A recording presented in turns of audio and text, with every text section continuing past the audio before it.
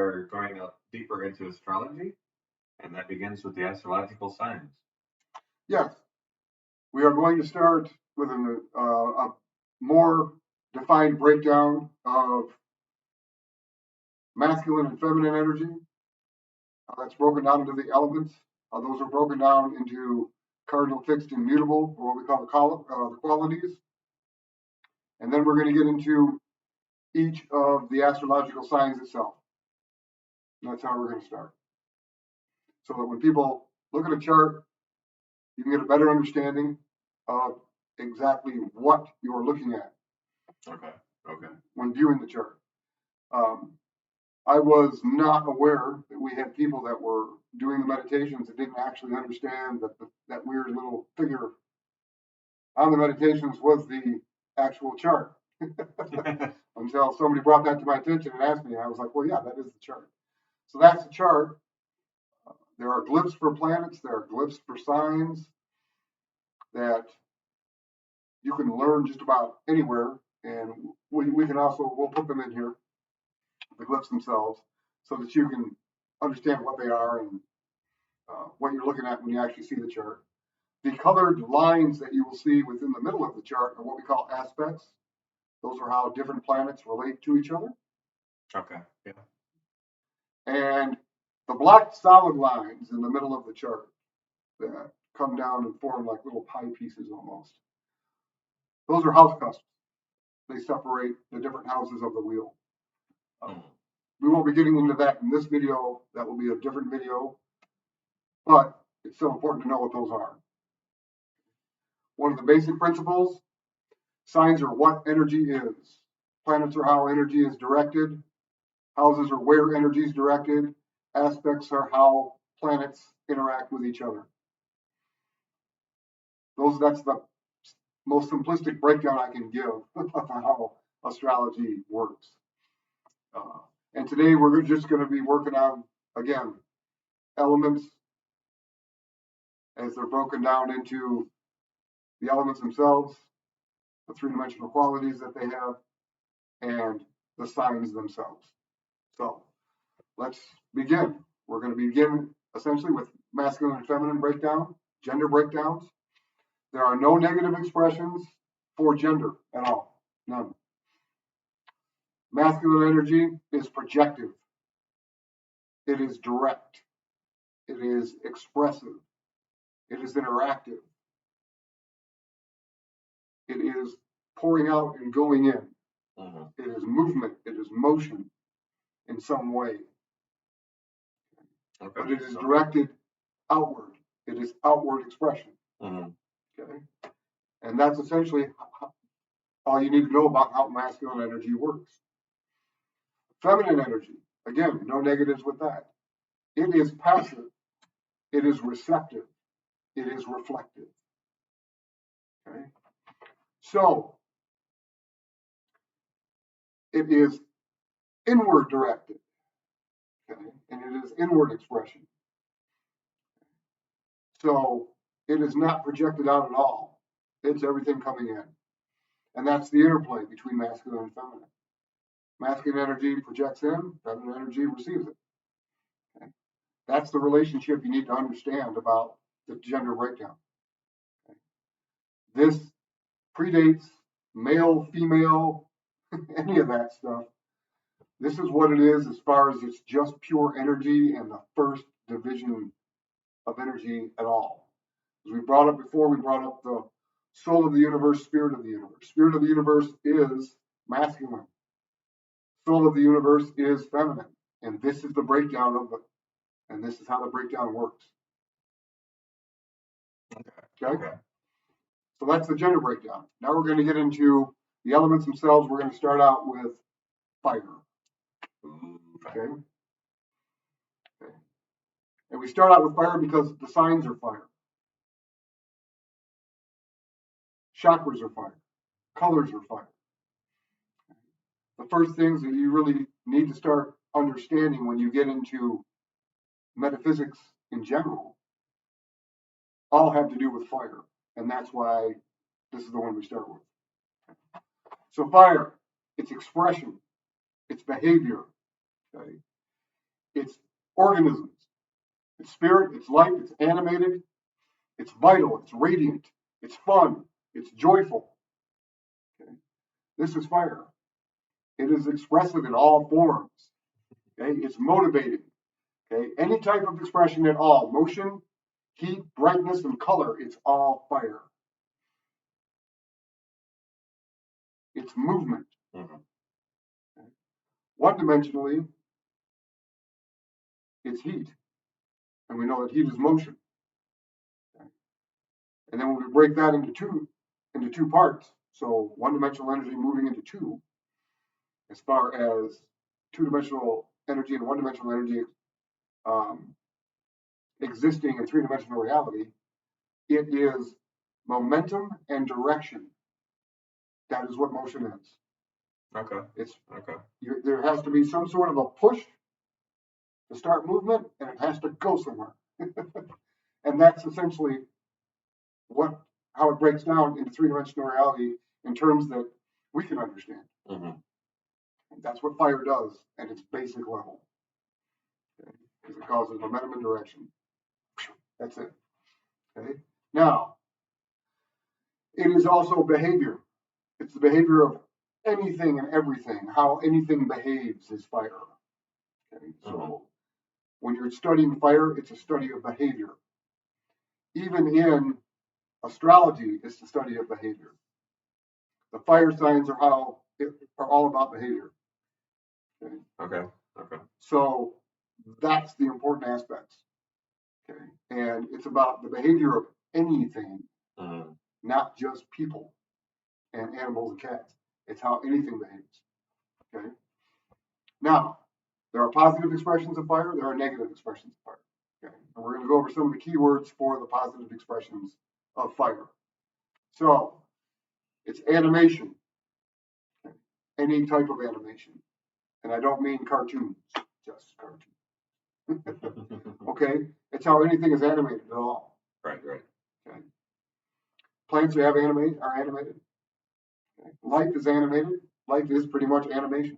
Okay. When life gets sucked into something or pushed into something, it animates it in whatever it is. Even when you get into like stones, the color is the animation of a stone. Okay. Really? Yeah. Okay. That's how it expresses itself. So that's the fire aspect of a stone or a metal. Trees are a little different. Plants are a little different. They have color. Most of them do. All of them have some type of a color to them. However, where stones are completely quiet as having no movement, plants are not like that. Plants move. If you've ever had plants in your home, okay, and you stick a plant by a window, you get up after it's been there a few months, and all the green's on one side facing the window. You take the plant, you turn it around, you leave a few days, come back, there will be new growth, or it will have moved itself back, the green back toward the window for photosynthesis. Right, right. But that's important because that's animation, which means plants are conscious. Yes, yeah. They're conscious. They know where the sun is. They know where the sunlight's coming in, and they're going to move towards it. So they have to be conscious at some level. Not the same way that we're conscious, but they are conscious. I bring that up because a lot of people, when they think of consciousness, they think of people and animals. Right, right, yeah. And not plants. So I'm sorry for those of you who are vegans and vegetarians.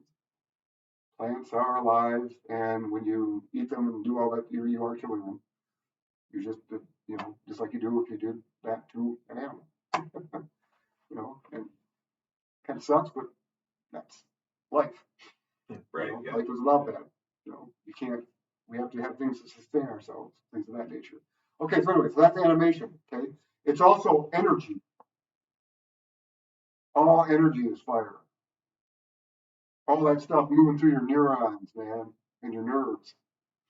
Okay, all those stuff that's flowing down through the chakras. That's all fire. That's all fire energy. and it's projected. Anything that's got energy in it is projecting it. Earth energy receives it. So, like stones, receive energy. They take energy in. Mm-hmm. Okay. When I'm doing like room readings, that's how they work. When I'm sitting here with somebody and I'm, because I cast the whole set. So when I'm sitting with somebody, getting ready to do a reading, it is taking the energy in of the client, formulating a blueprint. And then when I'm casting them, it shows me the blueprint. And I just read the blueprint. That's essentially how the runes work. It takes in your energy and then it has a way of understanding how long that energy is going to be in play for somebody to start working on it before it's going to shift in a way that you lose that particular perspective for it. Okay? But all energy is fire. Okay? Courage. Okay? Somebody who's courageous, that's fire energy. That's Aries. That's Leo. That's Sagittarius. That's all of them. They all have an amount of courage that goes along with that. Okay? It is motivating. Why? Because it's motion, it's movement. Move, get up and do something, or think something, or it doesn't matter. Motivation in any way is going to be it. It needs to motivate. It needs you to do something. Okay? It initiates, kind of like motivation, like we talked about. It does initiate. It's spontaneous. Right. Yeah. Okay? It doesn't really need to think about a lot of things. Good. Go, move, hyper people. You can't sit still like me. We're spontaneous. Okay, but it's also very joyful. Okay, it's fun. And it wants to express it in some way. That's what fun is.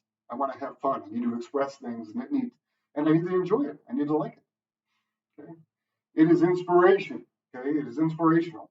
Okay, it's inspiring in a way. Okay, but so is air. So they both kind of share that quality. But again, they're both masculine too. So right. Okay, it is bold. Okay, so when I say bold and courage are different. You can be bold and still not have a lot of courage. A lot of bullies are bold. They're not really courageous because as soon as you step up to them, they walk away. Okay?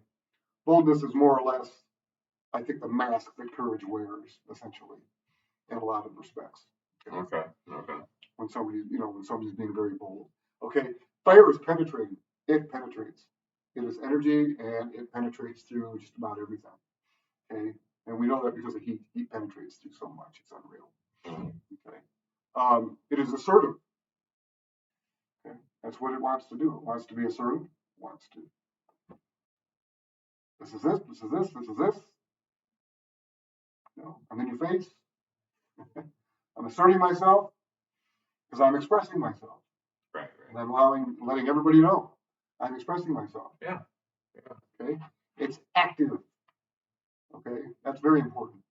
Fire is it's active. Okay. It is bright. It is the only element that's bright.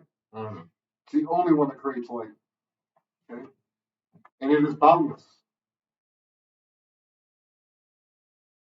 It is boundless. There are no limits on it. It'll keep going. Movement. Unless something acts upon it. It keeps going. We have things that act upon it here, gravity, things of that nature. But in space, when you set something in motion, unless something acts upon it, right. It doesn't stop. Absolutely. Yeah. So it's boundless. Okay, and it is passion. It is not desire. Desire is water, it's felt. You feel desire. You express your desire through passion.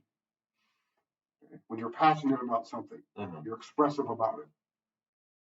Okay? You can't keep it inside. You can't. Right. You can't keep that inside. It's not going to happen. And if you try, it's going to burn you from the inside out. That's no fun. Oh, no. Okay? Oh, no. So those are positive expressions of fire. And those are things you want to think about when you're first looking at your own chart. Where's your fire at? And then understanding that this is where all of these positive expressions are focused, is where your fire is. Mm-hmm. Gives you clues to yourself, how you express in any way at all. Okay, we're going to go through some negative expressions of fire, because here we're starting to get into the positive and negative aspects now. Right. Okay, so fire is insensitive. Doesn't care how you feel. It just wants to act. Okay, it can be egotistical, tactless, selfish. Okay, opportunistic. Okay, they'll take opportunities. They'll see things and go, oh, I can get this, I can get that. It's like, okay. It's willful. Okay, it's manic. Okay? And willful doesn't always have to be negative, but more than not, it goes there. So we put it in the negative columns here. Okay, it's overwrought. Okay, it's rash. It's violent. Okay, it's impulsive. It's very hasty. It can be quite destructive. Oh yeah, absolutely. Burning everything around it. Yeah. Okay, and it's very, very intolerant. Mm-hmm. A lot of the time. And again, when you're looking at a chart, that's where those negative expressions are also going to be focused. Okay, and that's what we want to. That's what you need to understand. Mm-hmm. What it's about, what it means. Okay, so that's fire. That's when you're looking at your chart. That's where Aries, Leo, Sagittarius, first house, fifth house, ninth house, all associated with fire. Okay. Now we're going to move in, and it's also strong nuclear force. Scientifically, strong nuclear force is fire energy here in three-dimensional reality. Okay, it burns, it penetrates. Okay, it's blinding, it's unbelievably powerful. I mean, and that's what you're talking about, and it is projective. Mm-hmm. When a nuclear bomb goes off, it projects energy out and pretty much destroys anything around it. It's ridiculous how that works. Right. Okay, now we're going to get into Earth. Okay, Earth energy, feminine, right off the bat. But Earth is substance, it's material, it's form, it's physical. Okay, it's solid, it's shape, it's reserved, it's practical, it's security, it is strength, it's grounded. Okay? That's the good part about it. Okay? Because Earth can take fire and ground it. So you don't go in and just burn everything around you. Earth's like, no, we're not doing that. We're going to suck this in. It's disciplined, it's enduring. Okay? Any type of positive space consolidated together is Earth. Any type. Okay. So I'm talking about theories, ideologies, being its own form, its own theory is Earth. Okay? It's mental, so it's air, but the consolidated fact of it is Earth. Okay? Planets, Earth. They're objects. Any object. The structure is Earth. Earth is structure. It's function. It's purpose. Okay? That's part of it. Okay? And those also get into the science, which we'll get into later, but that's what Earth is. Okay? Yes. We've also talked before where it's the seat of consciousness too. Yes, it is the seat of consciousness. It is. Capricorn, 10th house. Mm-hmm. Okay, the midheaven. And that's the energy of there. It is consciousness. Why is it consciousness? All consolidated energy knows it's not something else. Okay. And we've had talks about that before. Yeah. It gets a little confusing, but it's true. And people are like, well, what are you talking about? It's like, well, this chair knows it's not part of the floor at some level. Mm-hmm. I'm not talking conscious like you and I sitting here, right. Consciously aware of everything going around. But at some level, this chair knows it's not a part of the floor, or else it would be into the floor. The energy would just mix right with the floor and everything would be one big pile of goo.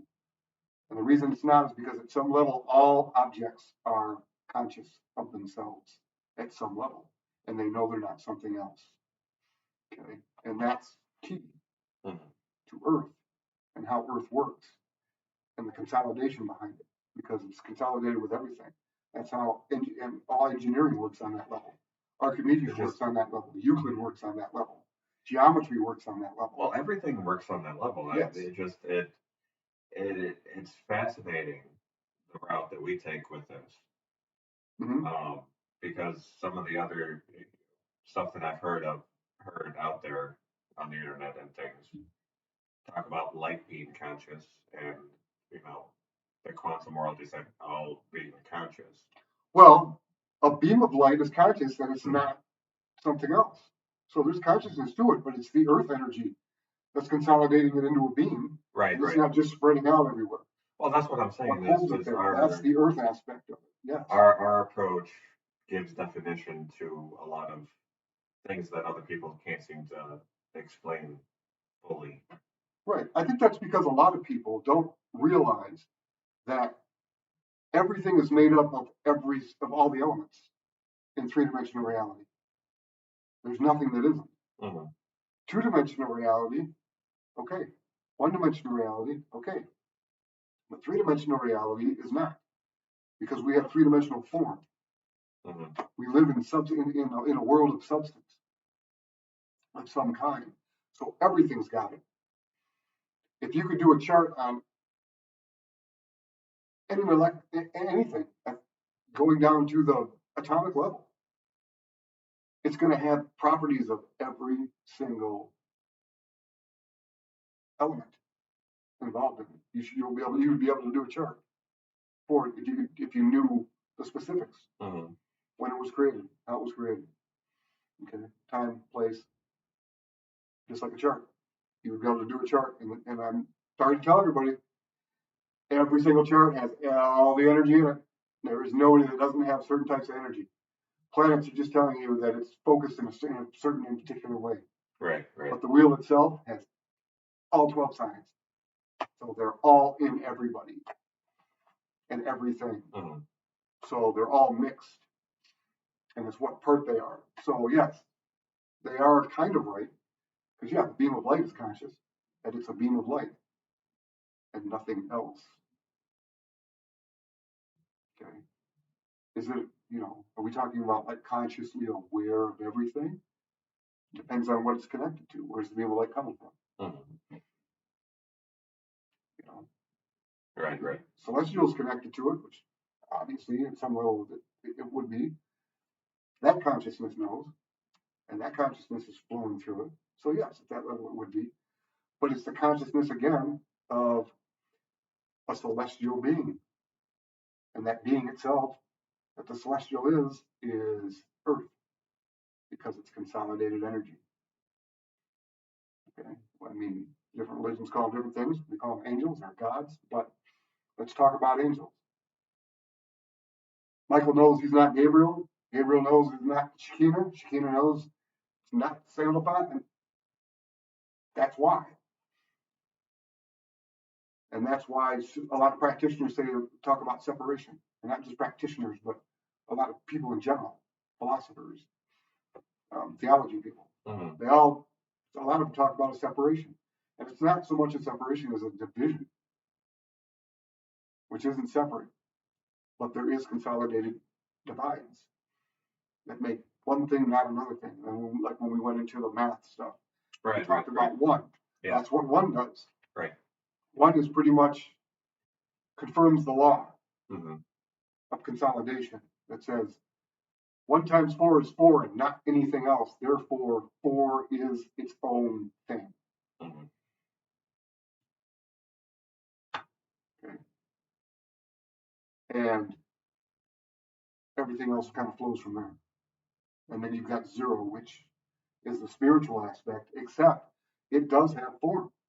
How do we know that? Because 1 times 0 is 0. It's nothing else. So 1 actually gives magnitude to 0 also. Yeah. Interesting how the interplay between those. Right. Because 0 is everything and nothing.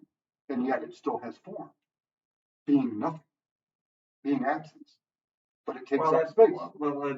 That makes it even more interesting when you look at the metaphysical interplay between 0 and 1, because that makes up the most basic language that we know of, and that's binary code. Right. Exactly. Computer code. Yeah, computer code. I'll say computer code because it's more than just computer code. We just use it for computer code. That's the primary. That's how our mind works too, which is kind of our computer. Right. Except it's, we don't put it together. But the primary function for what we use binary for is the computer language. Right. Yes, but we use it for in a practical way. Well, in a mechanical way. Right. Okay. Like I said, we use a mind, but it's more of an unconscious. You're talking about a conscious way that we use it. Right. Writing code, sure. Yeah. Okay, but again, back to Earth. Even though this is a part of Earth, it's not as far as this is concerned. Except you can look at it that way too, though. Right. Where the Earth is, magnitude, consolidation, okay, separates. Structure, form, yeah. Structure, form, and divisions. Yeah. Okay. Because the wheel of the zodiac is division of all sorts, and that's the Earth part. Your wheel itself is Earth. It's consolidation. It doesn't just break apart and float away. It's a thing. It's a shape. It's a form. Okay. Now let's get into some positive characteristics of Earth. Okay. It's receptive. It's practical. It's persistent. It's doesn't want to give up. Earth is stubborn and does not want to give up. Ever. Boom. Not doing it. Oh yeah. Okay. Good old cat. Yes. It's self-discipline.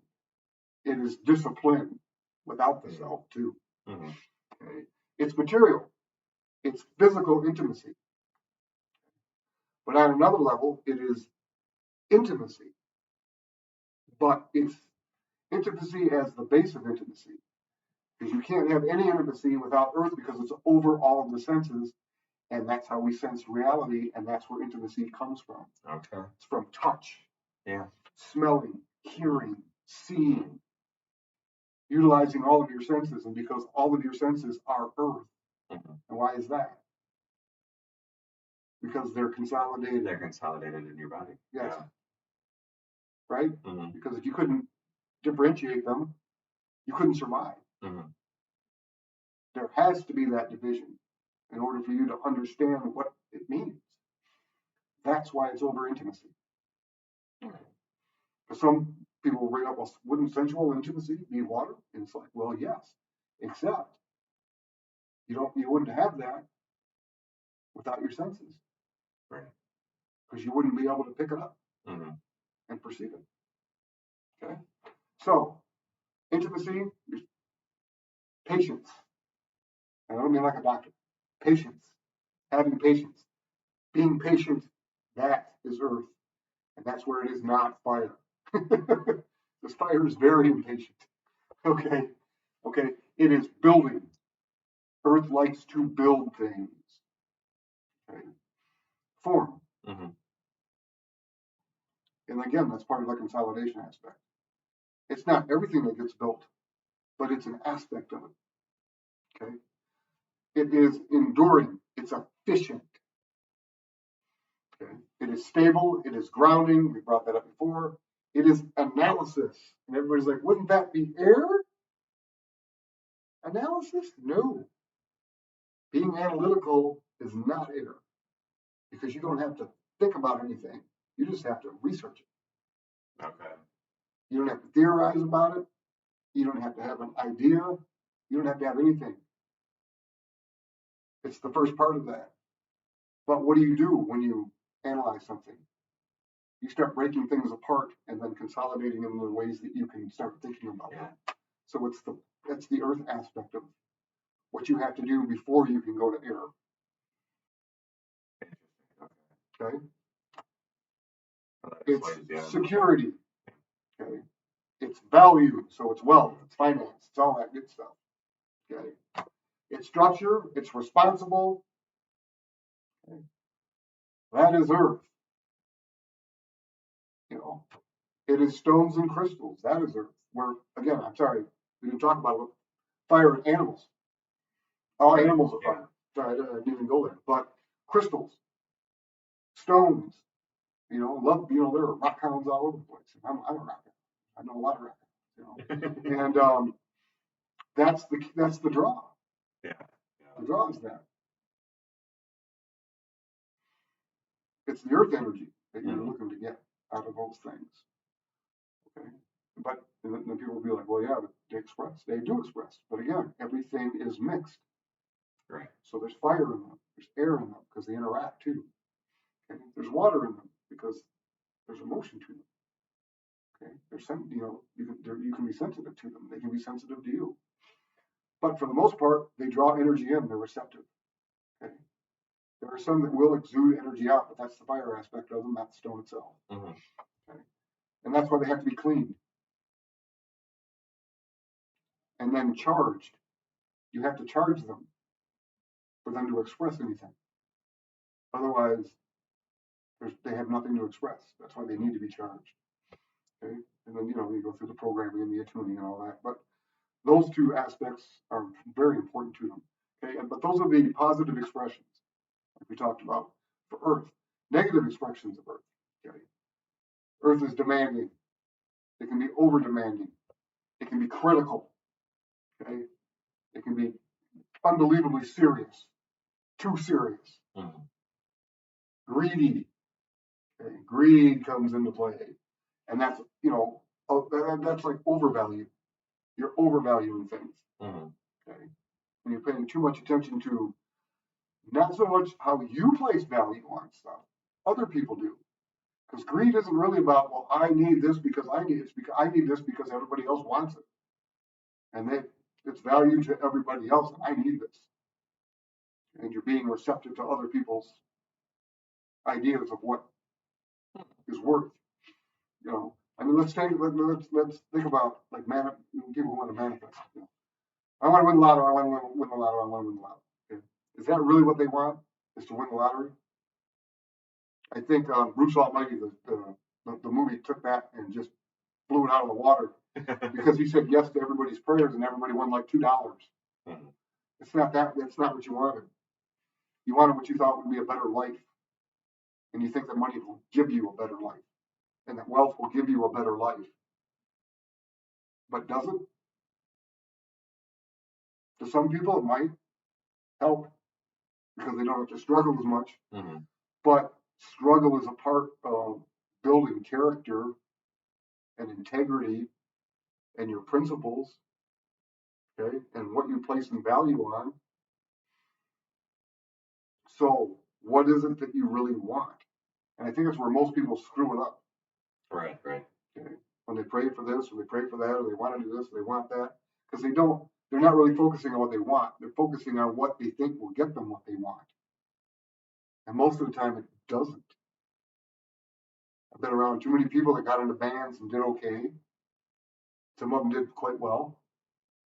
Okay. And then when you look at the ones that went mega big, most of that had to do with alcohol problems, addiction, all these things that came with it, loneliness, isolation. And it's like, is that really a better life, though? Right. And then at some point, until recently, it goes away because now you got like 80-year-old rock stars like the Rolling Stones that are still doing their stuff, and they didn't go away from them. They're still doing it. But right. At the same time, though, the notoriety, they're not as big as they used to be. A lot of that goes away, and it's hard to deal with when you've been there. And all of a sudden, you're not there anymore. You're missing something because what you thought was bringing you all this happiness wasn't. Right. It was something else. So anyway, that's why greed it can be so weird because it's what other people have value on, not you. Okay, it's suspicious. Okay, overly suspicious of things. Okay, it can be boring. No movement. Earth doesn't. There's not a lot of movement with Earth, so okay, and it's quiet. And quiet as in no movement. Right. It can be very overindulgent with things. Fearful. Earth can be very fearful.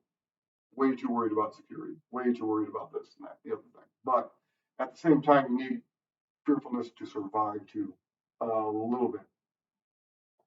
But a lot of people will still put that on their negative list because fear, for most people, has a way of just consuming them and taking over. It's weird. Oh, it paralyzes you, so you can no longer move. It's mundane. Yeah. You know, it's obstinate. Nope, nope, nope, nope, nope, nope. Don't care what you have to say. Nope, nope, nope. You can prove it all day. Nope, nope, nope, nope, nope. Okay? It's stubborn. It's cantankerous. Okay? It's rigid. It can be dictatorial and closed. Okay? Not open at all. See you. Have a nice day. We're done. And again, where Earth is in your chart, this is what we're talking about. Okay. Okay. Okay? This is what you want to look for. So where's Capricorn? Where's Taurus? Where's Virgo? Where are they in your chart? House systems. Second house. Sixth house. 10th house. Okay? That's what you're looking for in those. Okay, now we're going to move into air. Yeah. Well, you didn't mention these scientifically. What? Oh, scientific. I'm sorry, the scientific association. As far as the forces, yes. Gravity. Gravity is the force of Earth. Okay? That's the Earth force. Is gravity. That would make sense. It holds everything. It consolidates everything. Yep. Yeah. Consolidates everything. Pulls it in. Okay. Keeps orbits. That's a consolidation right there. Keeping things there. Keeping things moving in their own. So again, consolidated cycles. Yeah. Yeah. Okay. And again, we have to have that in three-dimensional reality for it to exist. Everything has to have its own cycles because you can't continually mix all the cycles together, or they would be, it would just be one, and everything would go through. Okay. All right. Now we're going to get into air. Okay. Interaction. Yes. Air is interaction. Okay. That's how you interact with anything. Okay. So it's process. Processing is air. It's not feeling it. It's not absorbing it. Most people have an issue with that. It's not being sensitive. It's what happens after you've been sensitive. What needs to be done? You need to process what you're sensitive to. Otherwise, it's no good. Again, the difference between psychic and intuition. Yes, intuition is air. Psychic is water. Psychic is absorption, and you feel it. It's empathy. Air is intuition. It's processing that. Okay. So it's intelligence. It's communication. Okay. Gases are all air. Okay. It's relationships, intuition, ideas, theory, detachment. It's logical. It's intellect. It's social interaction between people, between groups, or one-on-one. Any way. It's objective. Okay. Any way in which matter reacts to matter is air. Okay. Okay. Okay. And that's what it is. Keywords for air. Ideas. Any ideas. Any theories. Any ideas, that's air. Any mental process at all is air. Okay. It's intellect. It's very objective. It's rational. Okay. Again, it's social. It's logical. Okay. It likes freedom, but not just like I need to be free. Free everyone. That one. I don't care just about you, but we're going to free Libya. People in Libya or something. What? Okay. Again, it's conceptual. It's chatty because it likes to communicate. It's diverse. It's perspective. It's intuition. Okay. But it is communication. Any type of communication you're dealing with air because you're interacting with something. Okay. Now we're going to do the negative aspects of it. Okay. So unrealistic dreams. Okay. Is a negative aspect of it. Okay. It's cold, intellectual superiority. That's air. Ooh. Okay, the snottiest people. I'm better than you. Yeah, yeah. Because I'm smarter than you. Mm-hmm. And a lot of the times it's hidden. It's hidden behind, I know what's best for you. You need to do this because I know what's better. And when you actually break that down and think about it, that's a horrible thing to think. Mm-hmm. It's a horrible. You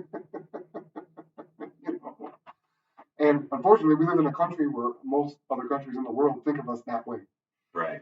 Yeah. That we are intellectual superiors to everybody, and we're not, but we think we are.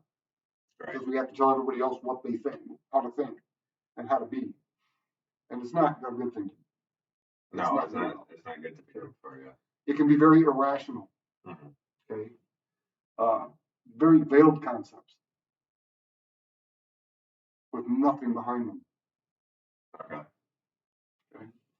Impractical, unreasonable, unbelievably unreasonable. Okay.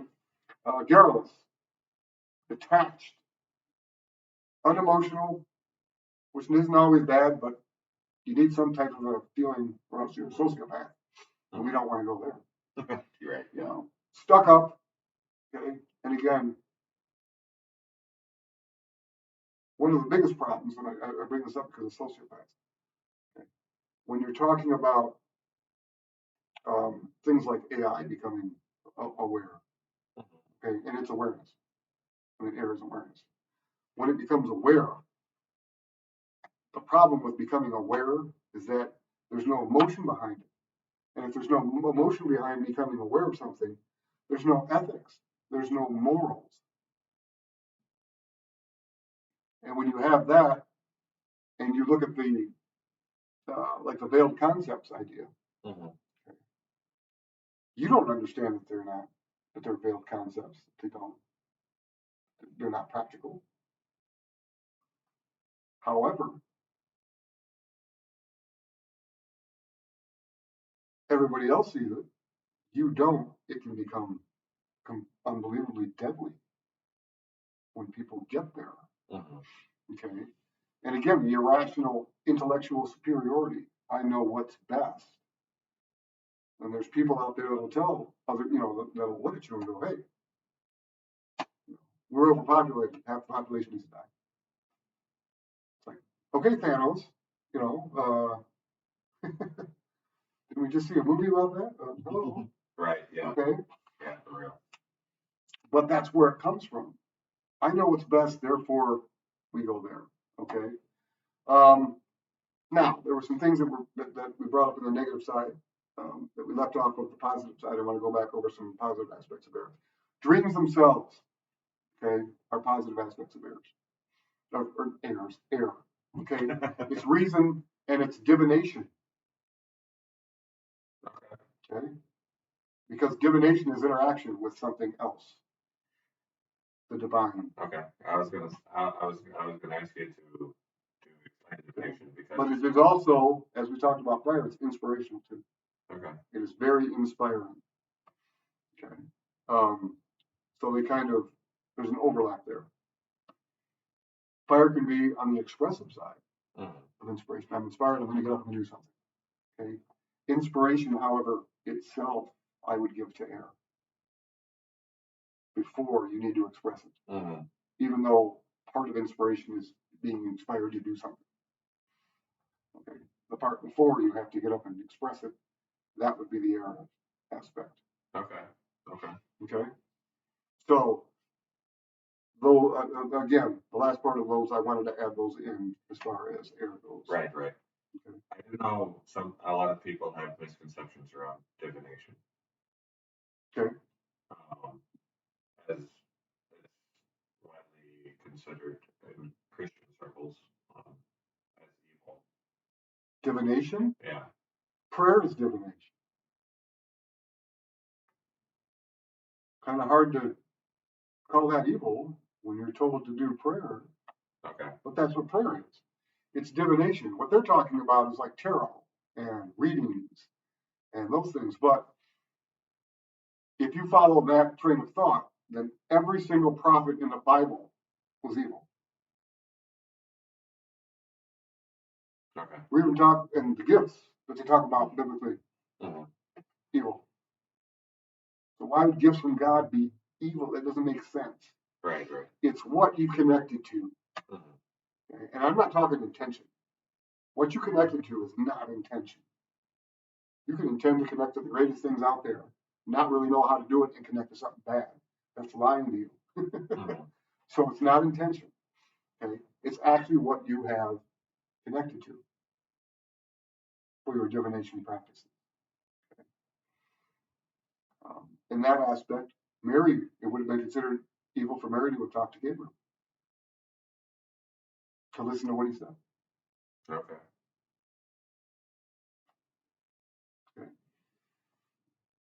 Baptism, that's what you're doing.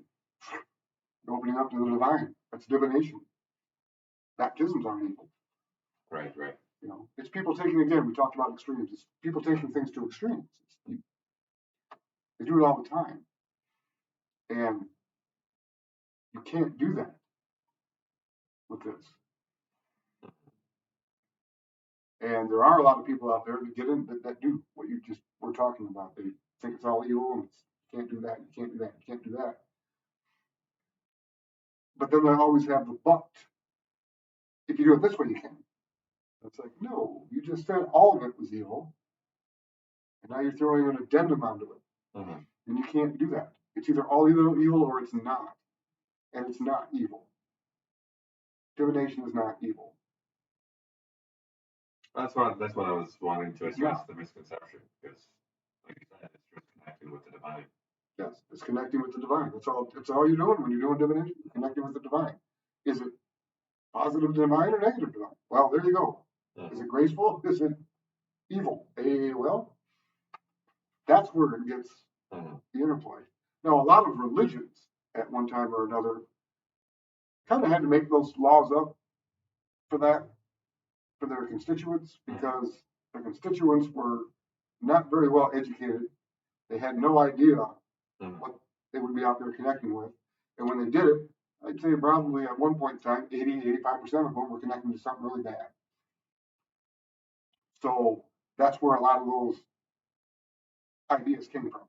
Okay. And they just continued to go. They just carried over. Yeah, they carried over. They did carry over.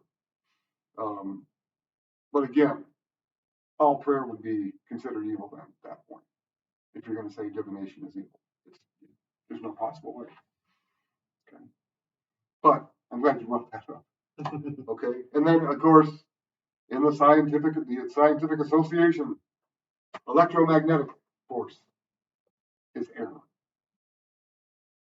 Okay. Because it's interplay, it's interaction. That makes sense. Yeah.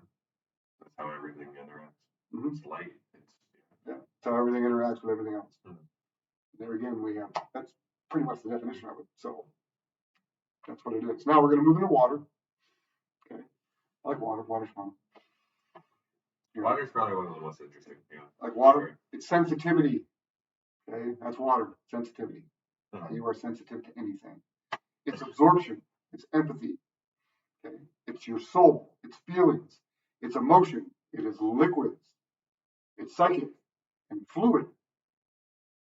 It's how matter is absorbed and felt by matter. That's what water does. That's what the energy of water does. That's all it does. Okay. Now, keywords for water. Go into some of that. It is calm. It's placid. Again, it's resourceful. So we have that overlap. Okay. It's protective. It's secret. It is emotional and spiritual security. But again, emotional security and spiritual. Security itself is earth. But the emotional, spiritual, I wouldn't say spiritual, emotional aspect is that. Psychic, not spiritual. Psychic security. Would be that. Okay. And then on its own, it's emotional. Okay. Feelings. It's how you feel anything. Okay. It's everything that you feel, everything coming in. That's water. Okay. It's compassionate. It's sensitive. It's subconscious. Okay. When we talk about Earth being conscious, It's subconscious, but it's also unconscious. Water is unconscious of itself. Okay. It just feels it. It does not consciously break down anything. So what's connected to your nadir? Yeah. That's what's connected to your nadir. And you could say it's how Earth would be over your spinal plexuses. Okay. And then your out of town plexuses, that's your nadir. It's unconscious. It's what you don't have to think about. You just know your heart knows it has to beat. Yeah. You have to think about it. It knows. Okay. It's empathic. Okay. It's responsive. It's reflective. It's receptive. It's psychic. It's mystic.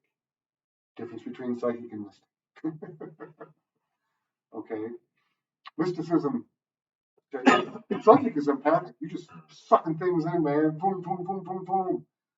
People that are really psychic, are getting messages, getting all this stuff in. Right. Okay. The mystics aren't so much doing that. The mystics are working with it. They're building it. They're putting it together.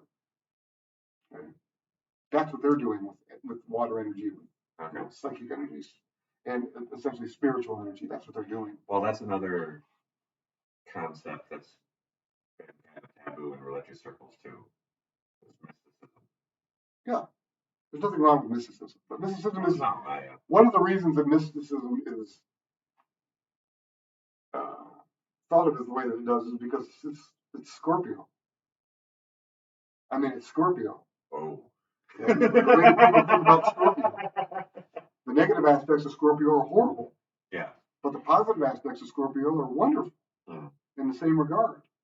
Everybody, though, focuses on the negative aspects of Scorpio. Why don't I have a Scorpio chart? Why would you not want to have that? Yeah. Okay. It's the most potent of all the water signs. Why wouldn't you want that? If it's focused in a positive way, it's wonderful energy. Okay. It is desire. It's sensual and it's feeling. That's what water is. Okay. And water, and we kind of skipped over this with earth and air. We'll go back to it in a second here. Okay, one dimensional. Okay, what we said fire was motion. Yeah. Well, motion, heat, motion, and when it breaks down, terms we can do, two-dimensional, living in three-dimensional reality. We said fire was momentum and direction. So air is agility, okay, in terms that we understand, velocity in physics. So it's speed and precision. Okay? And I've had people come up to me, how come it's not accuracy? Because accuracy means it's right, it's correct. You can be precise and not be correct. Right. That's why. Okay? Because not all thoughts and ideas are correct. Even if they're accurate, they don't work. They can be precise and not work. Right. That's why we use precision instead of accuracy. Okay. And the reason that those were left out is because generally in one-dimensional reality, when you're thinking about it, the cycles you're thinking about are fire, air, water, and earth. Okay. Because of what they do. Okay. We got momentum and direction, speed, and velocity. Now we're going to go to water. Water is the strangest one from Plato. Whew. Okay. It is grossness that does not overstep its bounds. I've had people look at me and go, what does that even mean? That means density. Yeah. Okay, that's what density is. And it is mass and volume. And again, I've had people, what about weight? Weight is determined by gravity. Yeah. So no, absolutely. Weight changes. Your mass and velocity doesn't.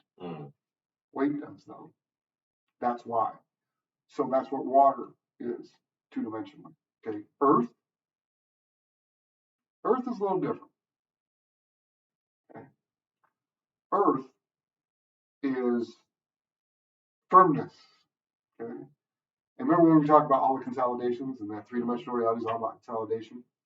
Firmness is the only one that doesn't need to have another explanation to it. Because people know what firmness is. Right. In three-dimensional reality, firmness means firmness. Okay? And we understand what firmness is. Right. Okay. Now, when that breaks down two-dimensionally to exist in three-dimensional reality, okay, now we're talking something different. Okay? We're talking strength and stamina. Because something can be strong for 2 seconds. But not last, yeah. Stamina is how long is it going to last? And that is Earth when you break it down completely. And that's the four when you break them down. As far as one-dimensional reality, shifting into two-dimensional reality, existing in three-dimensional reality. That's what that is. Okay. So that's what we have. Okay. And that's why I didn't want to bring them up, because that cycle's different. Because you go from heat, agility, grossness without overstepping its bounds, and firmness. Okay. And that's the cycle you follow in one. Okay. All right. So now we're going to go into the negative aspects of Earth. Or no, water. Sorry. Sorry, we were just talking about Earth. Water. So, water. Compulsive. Oof. Okay. OCD. Obsessive. Obsessing over this thing. Okay. And again, fearful. It's petulant. It's moody. It's cruel. Okay. Madness. Insanity is water. Manipulation. Depression. Okay. Not manic, maniacal. Okay. Malice. Seduction. It can be smothering, hypnotic. Okay. It can be spiritually parasitic. Okay. Sucking other people's spiritual energy in. Okay. Vicious, insane, and it can be very sadistic. Okay. Those people go, hey, well, Aries is sadistic. No. Mars can be sadistic. Scorpio is part of Mars. Personal rulers. Yeah. Aries and Mars. Or Aries and Scorpio for Mars. So let's go back to this. What else does it do? What else does water do? It saturates. Okay. It dissolves. Okay. Now, what is it though, as far as forces are concerned? Scientific associations. It's weak nuclear force. And what does that do? It dissolves. It's energy that breaks apart. Energy, but it doesn't blast it apart like strong nuclear energy does and projects it out. It just separates it all. Or divides it, however you want to look at that. Weak nuclear force, it's a dissolution. Like people that go, they get around radiation and then their skin starts to fall off. Okay? It didn't blast them. Their teeth fall out, their hair falls out. Oh my God. Chemotherapy. Yeah. Okay, same type of thing. You're using radiation, but you're not blasting their molecules. You know, what you're doing is you're dissolving things within them, and you're hoping that you dissolve the cancer before you dissolve them. The person being worked on. That's how chemotherapy essentially works. It's almost like killing from within. It's strange, but that's weak nuclear force. That's how it works. Okay. Now, those are the elements. Okay. Where is this? Okay. Water is going to be Cancer, right? Scorpio, Pisces, right? So we're talking 4th house, right? We're talking 8th house. Okay. We're talking 12th house. And we may have skipped air, so let's go over air. What are we talking? Libra, Aquarius, and your ascendant. Thank you. So what houses are we talking about there? Gemini's 3rd, right? We're talking 3rd house. It would be what? 7th house. 3rd, 7th, and 11th. Yeah. So like the store, 7-Eleven. Yeah. So those are the houses that you're going to be looking for air, and the others are water. 4th. Okay. 8th, Okay. 12th. Yeah. Okay. That's what you're looking at. And when we start talking about planets, we'll get into other stuff. Not yet. Okay. So Now we're going to talk about what? We're going to talk about how they break down into three-dimensional reality, okay, into the qualities. Okay? So the qualities are cardinal energy, fixed energy, mutable energy. Okay? We're going to start with cardinal. Why do we start with cardinal? Because cardinal starts everything. Okay? Cardinal energy is initiating. We talked about a little bit with fire. Fire initiates. But again, fire is initiating expression.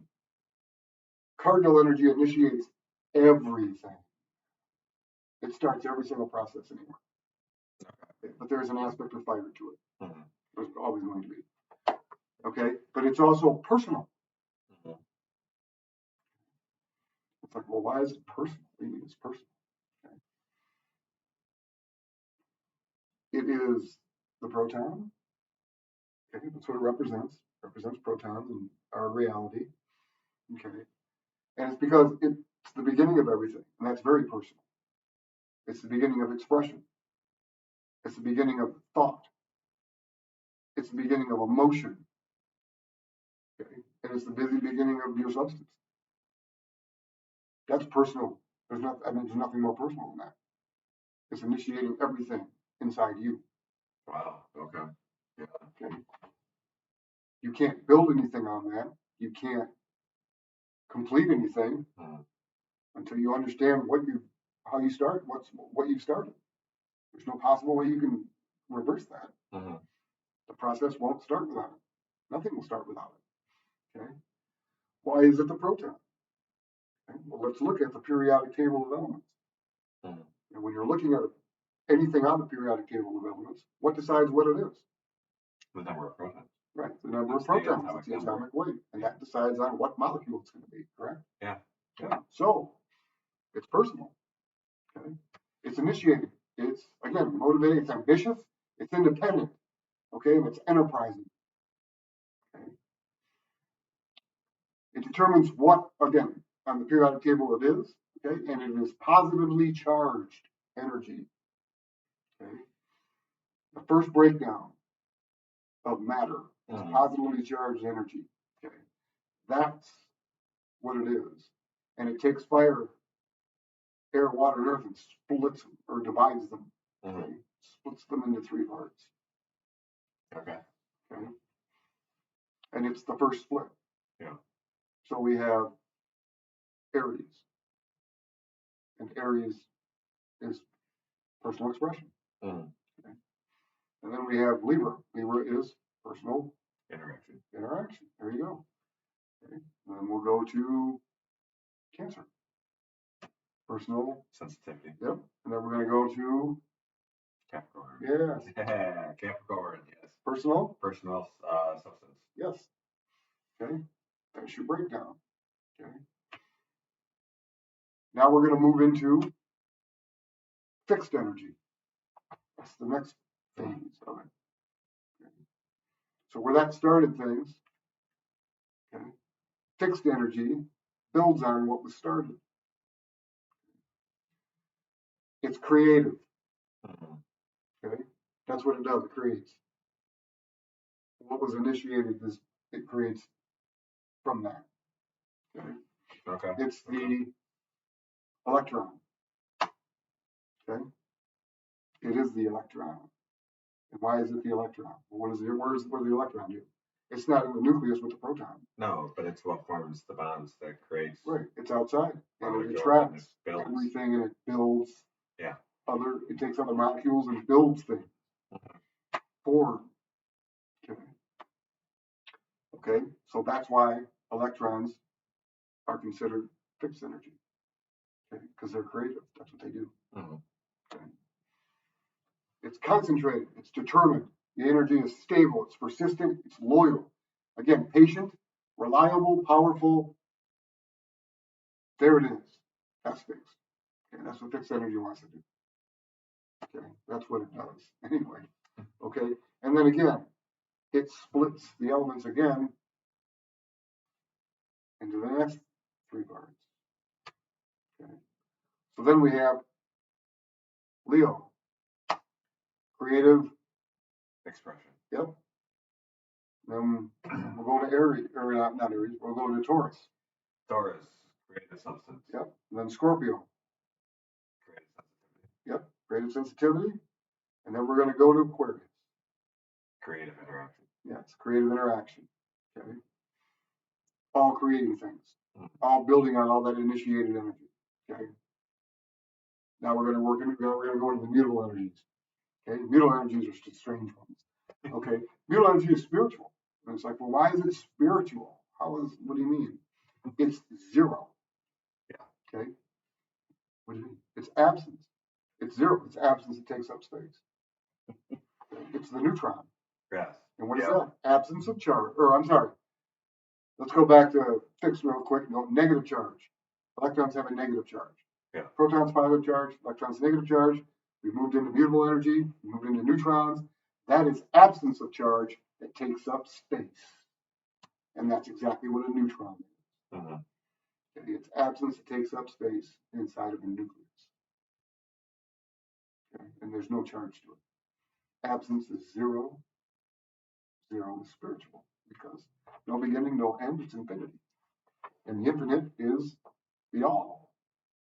Well, it's interesting because it's the closed loop that represents 0. Mm-hmm. It's nothing and everything. Right. At the same time. Yes, it is. And like even though it's the all. Yeah, and even though it's that, it's also over fractions, it's over decimals. Mm-hmm. Okay. But at the same time, when we talked about 1 being magnitude and 0 being absence, I mean, it's kind of what we're talking about now. Right.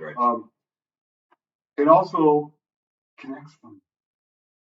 Fractions and decimals connect numbers together, even though there's an infinite number between them. Still, there's a connection between them. It's what lies between them. It's weird when you look at it that way. Okay. But what does a neutron do? It closes friction between the individual protons and determines what the next element is going to become. Okay. What the next cycle is going to become. It completes the entire cycle. Yes, and that's because it can transform into a proton and an electron. And energy. Yes, and energy. It's the completion of the cycle. That's what it does. Okay. To transform into the next. And again, that's the part of it. It's completion, it's transition, it's adaptable, it's flexible, it's diversified, changeable. Okay. It's all of that. It's like, wow. That's what it does.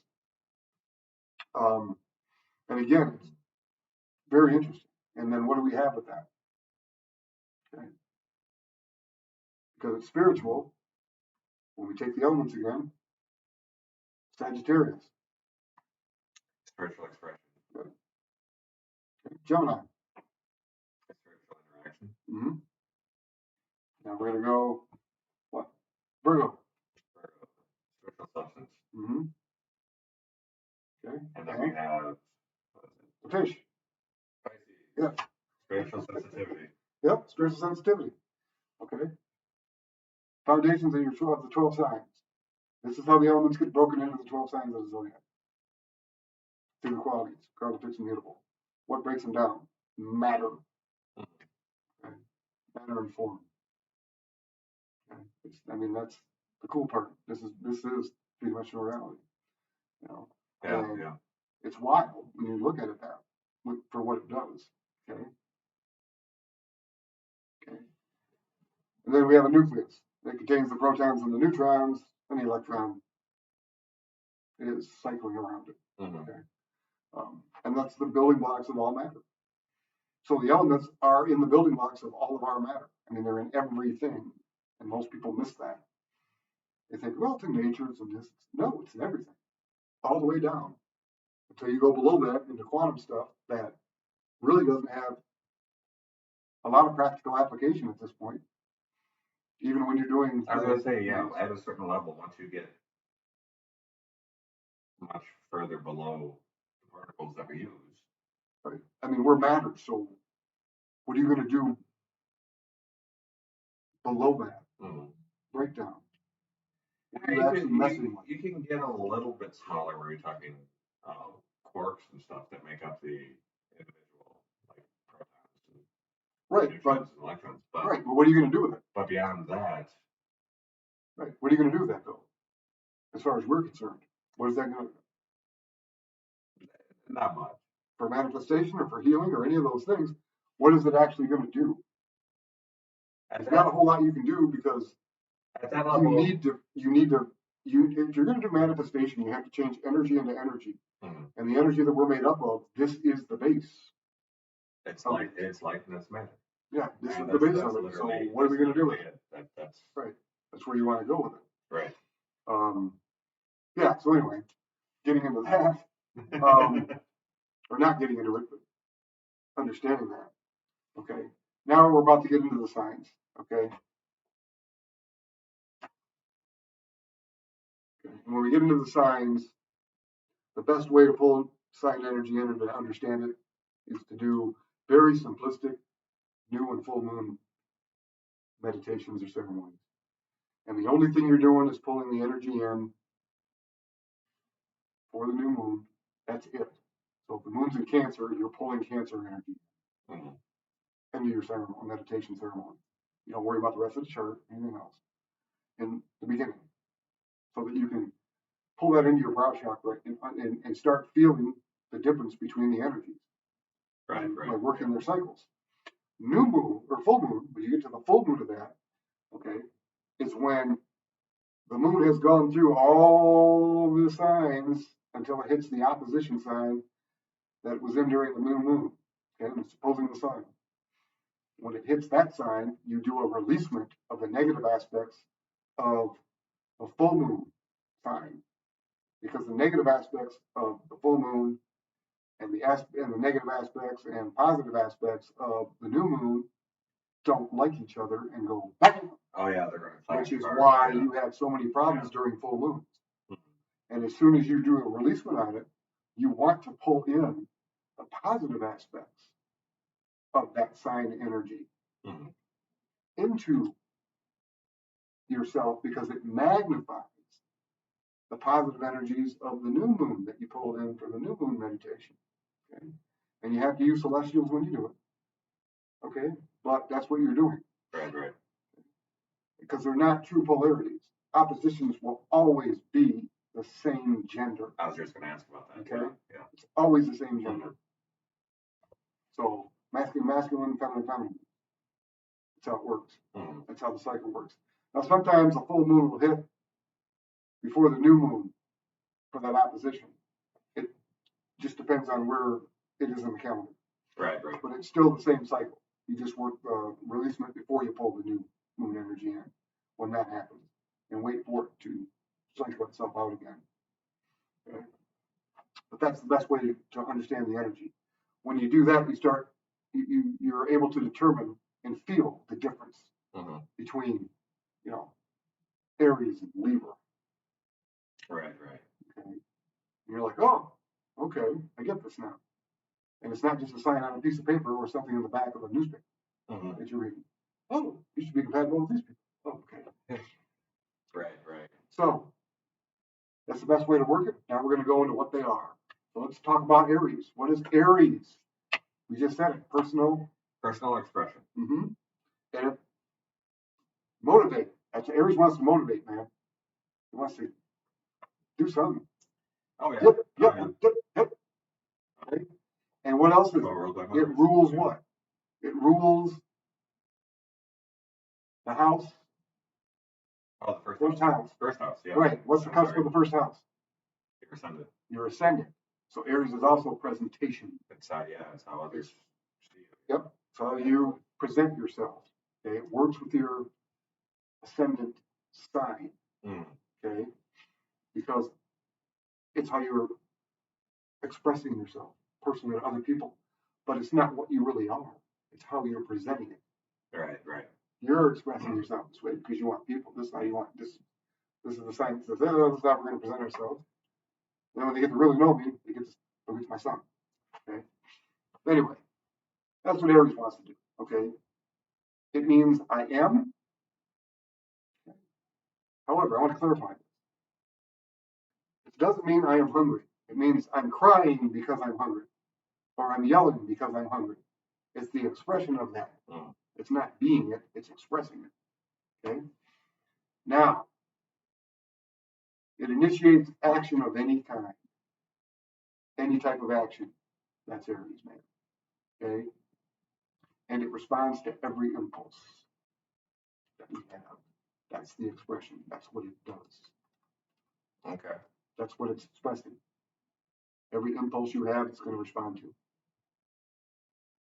I'm hungry, I'm cold, I'm hot, I'm happy, I'm okay. Or if you have children, fine.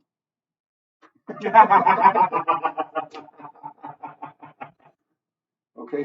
Now we're gonna move into Taurus now. Okay. Taurus. What is Taurus? It's fixed, so it's creative structure. No. It's creative substance. Substance, sorry. But Taurus is structure and character. Okay.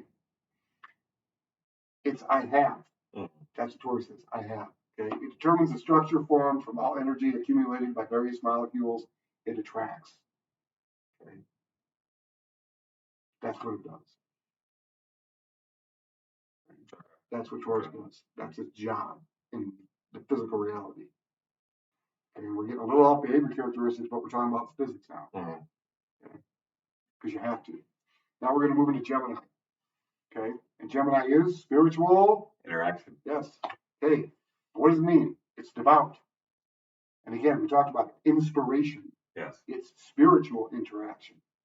It's inspiration. It's not inspiration when you get up and do something about it.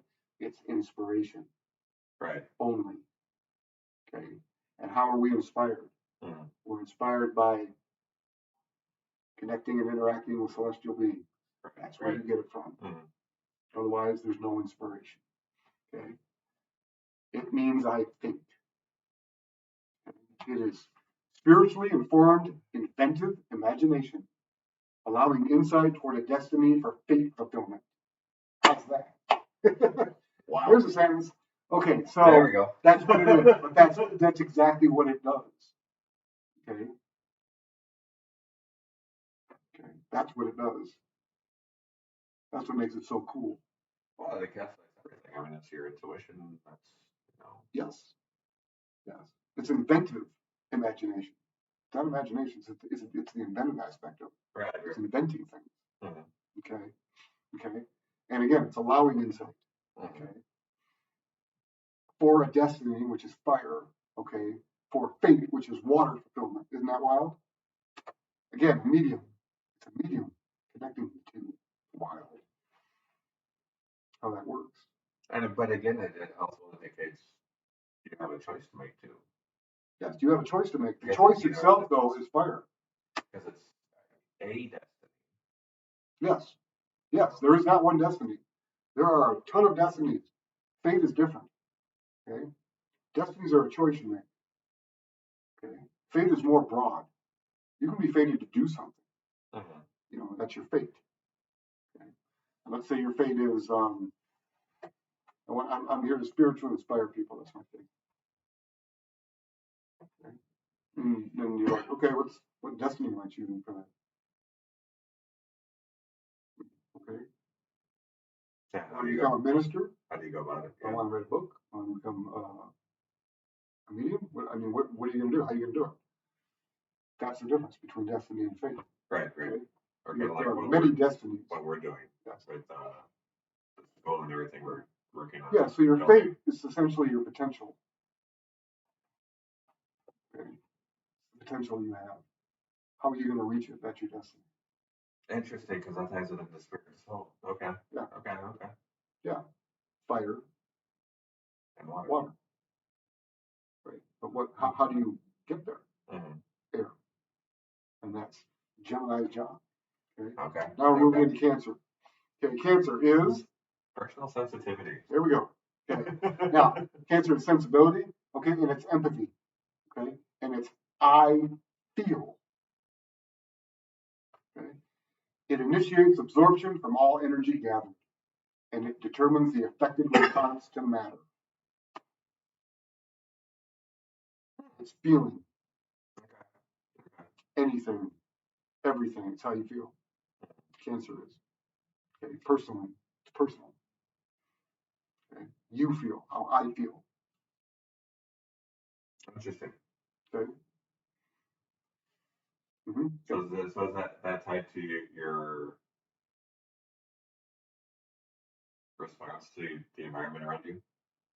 You know, so you run outside and it's freezing cold. You're outside and it's freezing cold. Okay. And what? What are you asking me about cancer then?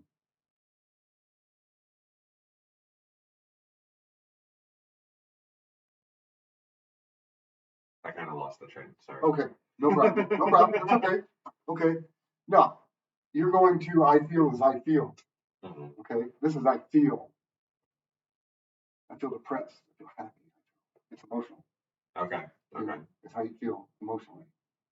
Okay. It's water. Yeah, It's that's why I absorbing. was going a little more physical. It's personal absorption. You can look at it that way. It's absorbing things. Okay. It's initiating all of that. It's initiating any feeling you have. Okay. Okay. Because you're talking more like we'll get into Capricorn senses. Yeah. You know, no. You run outside and it's a bright day and everybody's happy. You're outside and you're crying. That's Cancer. But why are you crying? Okay. Anyway, Okay. that's what it is. Okay. You're to matter. Anything coming in. Okay. Now Leo. I'm talking about Leo. Creative. Expression. Yes. Okay. What does Leo do? Demonstrate. It's radiance. Okay. I will. And it's not my will, it's I will do something. I'm going to do something. And I'm doing it. It's going to demonstrate what Aries is doing. Okay. When Aries starts, Leo's going to demonstrate this is how we're doing. This is how I'm going to demonstrate to you how I'm expressing everything. Okay. It determines activated illustration through vibrational energy releasement. That's what Leo does. Okay. Nice. Okay. I can see it. I mean, it's ruled by the sun, obviously. Yes. Yep. So, yeah, Mm-hmm. it makes sense. Yeah. It's going to illustrate what it's doing through expression. And that can be anything, singing, dancing, but it's going to be some type of expression. That, and you're going to create something out of it. A song, movement, dance. Right, yeah. Whatever anything. Okay. Now we're going to get into Virgo. Okay. Virgo is spiritual substance. Spiritual substance. So purpose and presence. Okay. And it means I analyze. Okay. It's the spiritual existence of principle and character. Okay. Cultivating in an interactive force. Oh, that's heavy. Okay. Right. You develop principle. Mm-hmm. Okay. That forms character. So now we're talking about Capricorn. I'm talking about Taurus. Okay. And what Virgo does is it cultivates it all into an interactive force. Okay. Or presence. Mm-hmm. Okay. And then when we talk about Capricorn being function, Taurus being structure, Virgo is purpose. Okay. It is the resulting conclusion of practical, unbiased research. No thought. Mm-hmm. It's just the work that Virgo does. It analyzes and it doesn't care about the result. It's the analysis of it. And that's the difference. It doesn't think it, it just does it. Okay. It just slams the work in. Okay. Now we're going to go into Scorpio. Or no, Libra. I'm sorry, Libra. Libra. Personal? Yes. Okay. And what is Libra? Libra is discernment. Okay. And it's also integrity. Mm. Okay. It is I balance. That's what Libra wants to do. Scales. Okay. It initiates compatibility between objects, and it determines the relationships something has to everything else.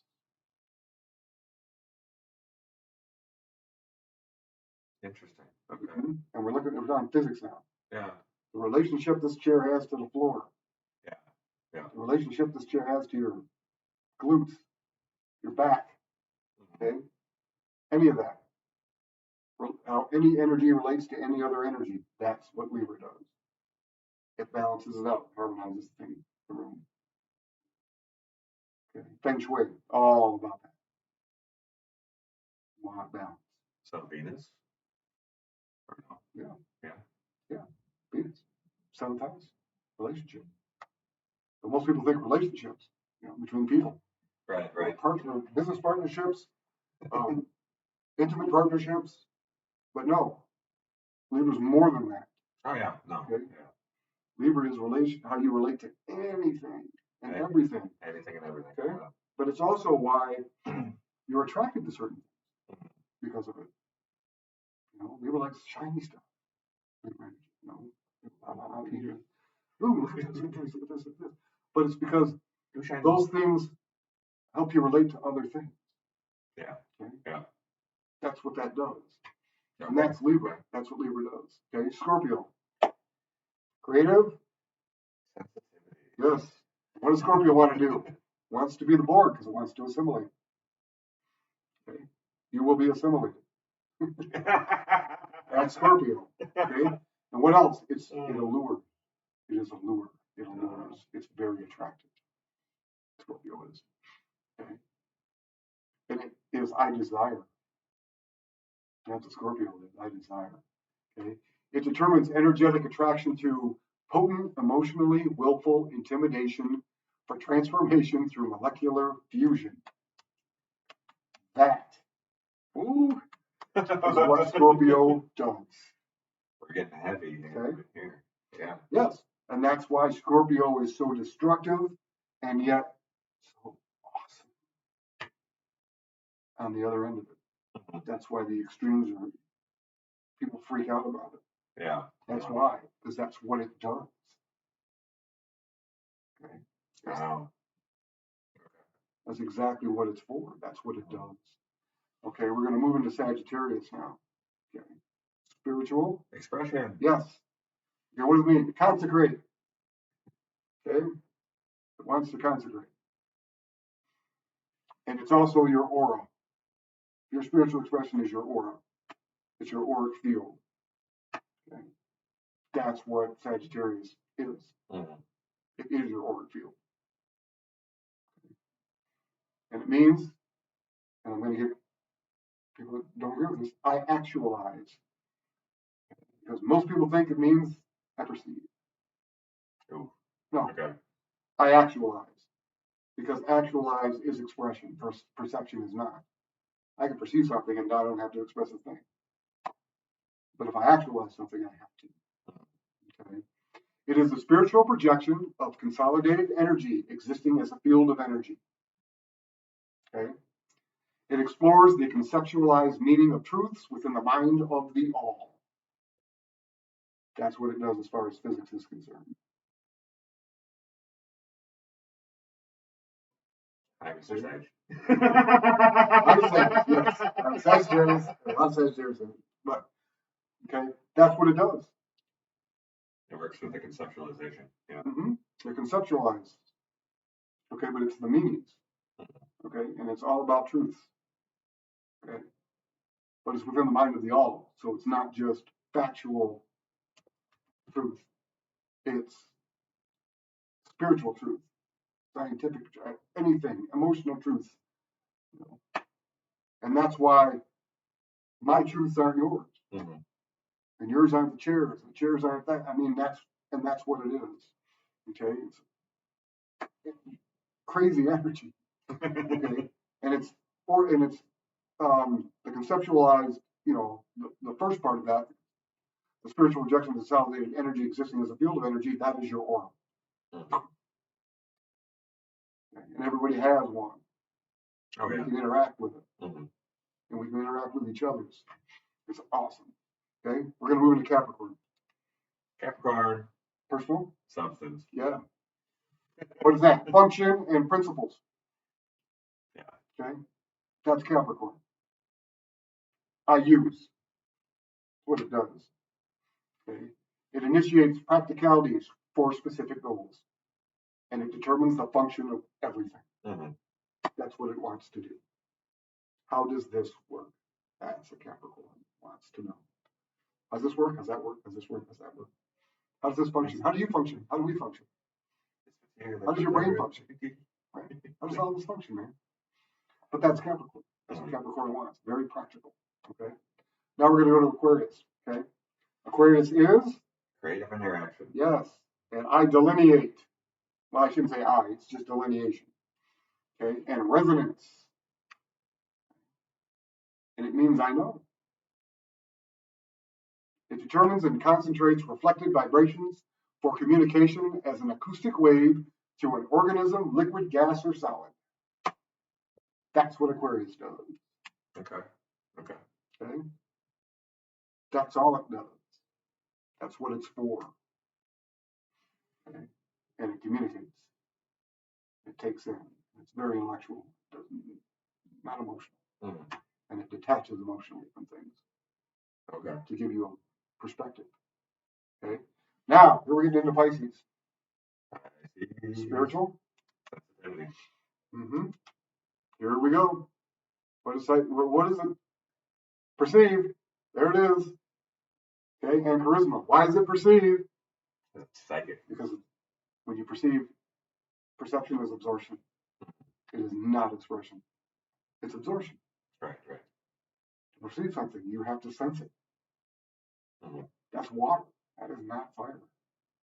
And that's why I put perceive with Pisces. I think that it got confused because of Jupiter being the co-ruler, Sagittarius and Pisces. Right, right. Okay. They missed that one. Mm-hmm. And they went Jupiter with it instead of sign with it. Mm-hmm. Okay. And it's like, well, why is it charisma? Why would Pisces be charisma? You know? Well, what is charisma? Attractive, isn't it? Water. It's attractive and charming. Mm-hmm. Well, it can be charming. Somebody can have a horrible charisma too. Right here is that's when you think of charisma. Well, what else can charisma do? It can do what to you? What does Pisces love to do? Negatively. Where does it go? It turns victim very quickly. Right. What does your charisma can do? You can become a victim of your own celebrity because everybody wants you and won't leave you alone and wants to talk to you. Okay? Right, right. And because of that, it's charisma. Because the negative aspects of charisma are horrible. And most celebrities have that. Well, I was going to say, yeah, you look at, the negative, we were talking negative aspects of water. Yeah. Yes. Deception and manipulation. When you think of charisma, you think of some of the great charismatic leaders in the world. Right. And the way they're able to deceive and manipulate people. Right. But what else? Yeah, they did that. But in doing that, they turned them into victims. Mm-hmm. So it's still victimization, which is still Pisces. Mm-hmm. It's not just you being a victim, it's victimizing others. Pisces can work both ways if directed right. So if you have Mars in Pisces, as I do, you can do that. Okay. I don't, but you can. Right, right. And it's, I believe. Pisces just believe. They're empathic. They believe. Why do you believe? I don't know. I just believe. They don't think about it. They feel it. That's Pisces energy. And so is that where faith fits in? Faith can fit in there, sure. It doesn't have to be a faith, but faith itself, sure. I would put that in there. It is spiritual perception absorbed through the unconscious by all the senses. This cultivates empathic responses throughout the psyche. That's what it does. Okay. For everything. Okay. No matter what kind of an awareness you have. Whether you're the chair, whether you're this, whether you're that. Okay. It knows things. It can attract things. Okay. It's psychic. And it's about, and again, absorption. Mm-hmm. It's the most psychic of the signs. Mm-hmm. People with a lot of Pisces energy, those are the ones that have problems going places because they suck so much in They can't Yeah, I was going to say, separate. they're the ones that tend to be the very powerful. Those are the ones that And tell you bad. there's no separation. There is no They separation tend to be, because yeah, very powerful empaths yes. that, if not directed correctly. Hmm. Yeah, it can drive them insane. Well, that's how you told me about a friend you have where if she goes to a mall, she has to lock herself away for 3 days. Yeah, as she used to. She's learned to control it, but it used to be that bad. Okay. But again, it's because they can't stop the absorption. Mm-hmm. And again, we've talked about this. There's a difference between empathy and sympathy. Right, right. And what you want, and it's not just understanding it, it's working. Mm-hmm. Because you have to stop the flow. That's the absorption. Okay? Especially if you're a healer. If you're working on somebody, stop the flow as soon as you get it. Turn the empathy into sympathy. Now you can sympathize with what's going on with them, but you don't have to keep sucking it in to understand it. Stop it. You've got it. You can use air for that. Catch. Boom. Right, right. Yeah. Okay. And become sympathetic to them. And then allow again that air to start processing. Now what? How do we do this? What is this telling me? What's happening? What's going on? You process it before your intuition kicks in. Yeah, you intuitively break it down, man. And that's the way to deal with strong Pisces energy. In a good way. Right, right. Okay, in a very good way. But those are the signs. That's how the signs work. That's what they're for. And this gave you, I think, more of a physics breakdown than most other books and things that you're going to see on astrology is going to do. But you need to understand it so that you can understand how all of this energy works in the world and not just in people and animals. Right, right. Okay, but in everything.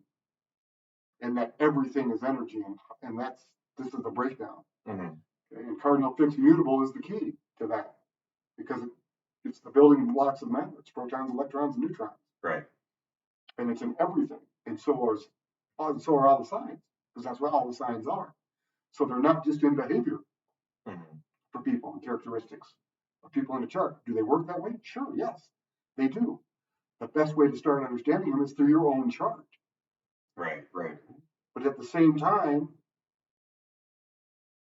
looking at them through this particular kaleidoscope, so to speak, is a way to start seeing it in everything around you. Mm-hmm.